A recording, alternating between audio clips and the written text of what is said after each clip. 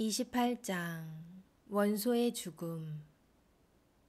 황하강을 등진 채 더 이상 물러설 곳이 없어진 조조의 병사들은 원소의 군사들을 향해 죽을 힘을 다해 창과 칼을 휘둘렀어요. 조조 군사들의 공격에 화들짝 놀란 원소의 군사들은 뒤로 돌아 달아나기 시작했어요. 그때였어요. 둥둥 요란한 북소리가 울려 퍼지더니 원소의 군사들이 달아나는 길 양옆으로 숨어있던 조조의 군사들이 벌떼처럼 쏟아져 나왔어요. 원소가 자신의 아들들과 함께 조조의 군사들에게서 달아날 때였어요. 원소의 등 뒤에서 앙칼진 남자의 목소리가 들렸어요. 원소야, 내 여기서 너를 기다린 지 오래이니 살아서 빠져나갈 생각은 말아라. 깜짝 놀란 원소가 고개를 돌아보니 조온과 하우돈이 원소를 향해 달려들고 있었어요. 원소가 군사들을 향해 소리쳤어요. 죽기 살기로 길을 뚫어라. 원소의 외침에 원소의 둘째 아들 원희와 조카 고간이 말을 달려 쏟아지는 화살을 온몸으로 막아냈어요. 그 사이 원소는 조조의 군사들을 뒤로 한 채 빠져나갈 수 있었어요. 가까스로 목숨을 구한 원소는 여양 땅으로 갔어요. 뿔뿔이 흩어졌던 원소의 군사들은 원소가 여양에 있다는 소식을 듣고 하나둘 모여들기 시작했어요. 이때 원소의 아들과 조카 또한 여양 땅으로 돌아오니 그들은 이미 조조의 군사들이 쏜 화살에 온몸이 피투성이가 된 뒤였어요. 원소는 아들과 조카를 껴안고 서럽게 울기 시작했어요. 내 평생 싸움터를 돌며 수도 없이 싸워봤지만 오늘처럼 이렇게 물에 빠진 생쥐꼴이 될 줄은 진정 몰랐구나. 원소는 입술을 꽉 깨문 채 주먹을 불끈 쥐고는 명령했어요. 너희들은 이제 각자의 본거지로 돌아가 군사를 끌어모으고 무기를 수리해 조조를 물리칠 준비를 하거라. 원소의 명령에 원소의 큰아들 원담과 조카 고간이 각각 청주와 병주로 떠났고 원소는 기주로 돌아왔어요. 그 뒤 원소는 기주 성문을 굳게 걸어 잠궜지만 분한 마음을 달랠 길이 없었어요. 시간이 지나면 지날수록 수십만의 군사를 잃고 조조에게 패했다는 사실을 받아들일 수 없었어요. 원소는 잠을 자는 중에도 분한 마음에 벌떡 일어나 화를 참지 못하고 온몸을 부르르 떨어댔어요. 그렇게 원소는 자신의 마음을 다스리지 못한 채 제대로 잠을 자지도 제대로 먹지도 못하더니 결국 붉은 피를 토하고는 그 자리에 쓰러져 죽고 말았어요. 조조는 갑작스러운 원소의 죽음에 손쉽게 기주성을 차지했지만 마음이 뒤숭숭했어요. 조조는 착잡한 마음에 원소의 무덤을 찾아갔어요. 조조는 원소의 무덤 앞에 제물을 차려놓고 2번 절하고는 주먹으로 땅을 치며 서럽게 울기 시작했어요. 조조의 울음에 모두들 의아한 표정을 지었어요. 이때 조조의 부하 하나가 조심스럽게 조조에게 물었어요. 장군님, 어찌하여 이리 눈물을 보이십니까? 조조가 대답했어요. 내가 동탁을 치기 위해 원소와 함께 군사를 일으켰을 때의 일이다. 내가 원소에게 만약 일이 잘못되면 어찌하겠냐 물은 적이 있다.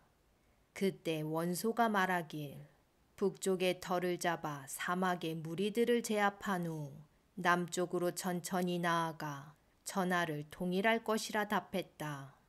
우리는 그렇게 서로 마주보며 지혜로운 선비와 용맹한 장수를 모아 그들을 이끌어 전하를 통일하자 다짐했었다. 그 일이 바로 엊그제 같은데 한 사람은 이미 죽어 이렇게 땅속에 묻혀 있으니 내 어찌 슬프지 않겠느냐. 조조의 말을 들은 주위 사람들은 조조의 행동에 크게 감격했어요. 그 후 조조는 기주 땅에 머물며 창고에 곡식을 풀어 백성들에게 나누어 주었고 오랜 전쟁으로 지친 병사들이 편히 쉴 수 있도록 그들을 배려했어요. 그렇게 평화로운 한때를 보내던 어느 날이었어요. 허저가 급히 말을 달려 기주성으로 들어오는데 허유가 허저의 뒤를 쫓아오며 그에게 소리쳤어요. 허저 장군, 지금 당장 걸음을 멈추시오. 무슨 일인가 싶었던 허저는 급히 말을 세워 뒤를 돌아보았어요. 허유는 멈추어선 허저를 향해 손가락질을 하며 그를 꾸짖기 시작했어요. 참으로 괘씸하군. 그대는 어찌하여 나를 보고 인사도 하지 않고 가시오. 만약 내가 아니었다면 그대가 감히 이 성문으로 드나들 수 있었겠소? 당돌한 허유의 말에 허저는 기가 찼어요. 허저는 차분한 목소리로 허유에게 대꾸했어요. 우리 군사들이 죽음을 무릅쓰고 싸워 빼앗은 성이니 그런 말은 하지 마시오. 허저가 거만한 태도로 몸을 획 돌리자 허유가 허저의 뒤통수에 대고 소리쳤어요. 무식한 놈 같으니 병사 1000명이 지혜로운 선비 1명만 못하거늘 너같이 무식한 놈은 상대할 가치도 없다. 허유가 혀를 차며 빈정거리자 허저가 뒤돌아 소리쳤어요. 지금 뭐라고 했느냐? 머리끝까지 화가 난 허저는 허리춤에 찬 칼을 단번에 뽑아 그 자리에서 허유의 목을 베어버렸어요. 허저는 바닥에 나뒹구는 허유의 목을 뒤로 한 채 조조를 찾아갔어요. 허저는 허유를 죽인 일을 자세히 말했어요. 허유를 죽이고 나서도 화를 참지 못하고 씩씩대는 허저를 본 조조는 어이없다는 듯 한참 동안 허저를 쳐다보고는 입을 열었어요. 그렇다고 죽일 것까지 있었느냐? 조조는 혀를 차며 허저를 꾸짖고는 더 이상 허저에게 허유를 죽인 죄를 묻지 않았어요. 그렇게 기주성에 머물며 군사를 추스른 조조는 추운 겨울이 가고 따뜻한 봄이 오자 대군을 이끌고 청주, 유주, 병주뿐 아니라 북쪽 사막 지역까지 차지했어요. 이때 조조를 따라 나섰던 조조의 책략가 곽가가 험난한 원정길에 그만 병을 얻어 죽고 말았어요. 곽가의 죽음에 슬픔을 참지 못한 조조가 곽가의 시체를 부여안고 울자 신하 하나가 조조에게 다가와 말했어요. 곽가가 죽기 전에 쓴 글입니다. 장군께서 이대로만 하신다면 어렵지 않게 북쪽 지역을 차지하실 거라 하셨습니다. 조조는 흐르는 눈물을 닦으며 떨리는 손으로 곽가의 유서를 펼쳐 읽고는 무언가 다짐한 듯 굳게 입을 다물었어요. 한편 조조에게 쫓겨 북쪽으로 달아난 원상은 남은 군사들을 이끌고 요동의 공송강을 찾아갔어요. 이 소식을 들은 하우돈이 조조에게 말했어요. 요동의 공송강은 많은 군사를 거느리고 있어 원상이 공송강과 손을 잡는다면 저희에게 반드시 해가 될 것입니다. 장군, 저에게 군사를 주시면 공송강과 원상이 손을 잡기 전 그들을 쳐부수고 오겠습니다. 맞는 말이었어요. 하지만 조조는 입가에 미소를 지으며 여유롭게 대답했어요. 그대까지 나설 필요가 있겠소. 조금만 기다려 봅시다. 조조의 대답에 여러 장수들이 고개를 갸웃거렸지만 조조의 명령을 따를 수밖에 없었어요. 한편 요동에 도착한 원상은 형 원희와 함께 공송강을 찾아갔어요. 공송강은 원상과 원희가 성 안에 머물 수 있게 하고는 조조의 진영으로 부하를 보내 조조의 동태를 살피게 했어요. 며칠 후 부하가 돌아와 공송강에게 보고했어요. 조조의 군대가 요동으로 쳐들어올 낌새는 전혀 보이지 않았습니다. 부하의 보고를 받은 공송강은 야릇한 미소를 짓고는 사람을 보내 원상과 원희를 불러오라 했어요.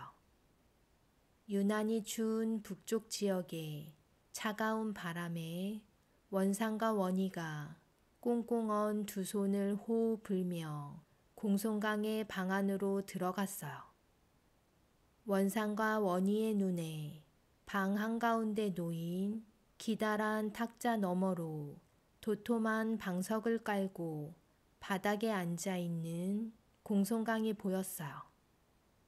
공송강은 자리에 앉은 채 원상과 원희 형제를 물끄러미 바라보았어요. 자신들을 반기지 않는 듯한 공송강의 태도에 살짝 당황한 원상은 잠시 머뭇거리다 멋쩍은 웃음을 지으며 입을 열었어요. 바닥이 차니 방석이라도 내어주시지요. 원상의 부탁에 공송강이 쌀쌀맞게 대답했어요. 이제 곧 전리길을 갈 것인데 방석은 찾아 무엇하느냐.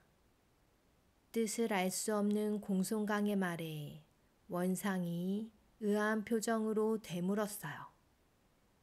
그게 대체 무슨 말씀이십니까? 그때였어요. 공송강의 등 뒤로 길게 펼쳐진 병풍 뒤에서 군사들이 뛰쳐나와 원상과 원희 형제를 향해 달려들었어요. 그러고는 순식간에 두 형제의 목을 베어버렸어요. 공송강은 사신을 통해 두 사람의 잘린 목을 조조에게 보내며 조조에게 항복할 것이라 알렸어요. 다음 날 공송강이 보낸 사신을 맞이한 조조는 무릎을 치며 감탄했어요.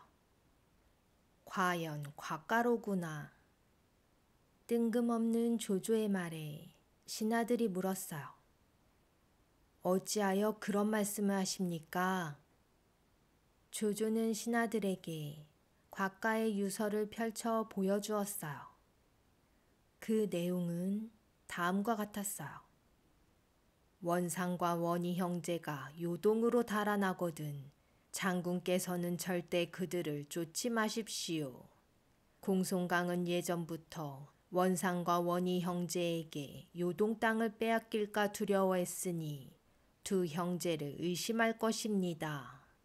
그런데 만약 장군께서 군사를 일으켜 요동을 공격한다면 공송강은 원상과 원희 형제와 손을 잡고 저항할 것이나 가만히 앉아 기다리신다면 공송강이 자기 손으로 원상과 원희 형제를 죽여 그들의 목을 보내와 항복할 것입니다. 곽가의 유서를 읽은 신하들은 모두 감탄하였고 조조는 손쉽게 요동 땅까지 손에 넣게 되었어요. 그렇게 조조가 북쪽 지역을 차지하는 동안 허창을 지키던 순욱이 조조에게 편지를 보냈어요. 그 내용은 다음과 같았어요. 장군, 유비가 연암에서 군사를 일으켰습니다. 유비가 허창이 텅 빈 것을 알고 이곳으로 쳐들어오기 전 장군께서 연암으로 가 유비를 무찔러 주십시오. 순욱의 편지에 다급해진 조조는 군사를 두 패로 나누어 한쪽은 하북 땅에 머무르게 하고 나머지 한쪽은 직접 거느리고 연암으로 향했어요. 그렇게 조조와 유비의 군사가 만난 곳은 양산이었어요. 조조는 빈정거리는 말투로 유비를 향해 비아냥거렸어요. 내 너를 귀한 손님으로 대접했거늘 어찌하여 나를 배신한 것이냐. 조조의 말에 유비는 지지 않고 대꾸했어요. 너의 말이 참으로 우습구나. 너는 승상 행세를 하고 있지만 사실은 나라를 배신한 역적이 아니냐. 유비는 품속에 넣어둔 황제의 편지를 꺼내 조조에게 보이며 말을 이었어요. 이것은 지난날 황제 폐하께서 동승에게 내린 피로 쓴 편지이다. 나는 황실의 후손으로서 황제 폐하의 명령을 받들어 역적 조조를 처단할 것이다. 그동안 서로의 마음을 떠보느라 예의를 갖추었던 유비와 조조는 이제 서로 죽고 죽이는 사이가 되었어요. 유비, 관우, 장비는 세 방향에서 조조의 군사들을 몰아붙였어요. 원소와의 오랜 싸움에 지칠 대로 지친 조조의 군사들은 유비 군사들을 이기지 못하고 멀리 달아났어요. 다음 날 유비의 부하장수 조자룡이 조조의 진영으로 달려가 싸움을 걸었지만 조조의 군사들은 꼼짝도 하지 않았어요. 유비는 조자룡 대신 욕을 잘하는 장비를 내보냈지만 장비는 장팔사모를 휘둘러 보지도 못하고 투덜대며 돌아왔어요. 열흘 동안 조조의 군사들이 아무런 반응이 없자 유비는 고개를 갸우뚱거리며 중얼거렸어요.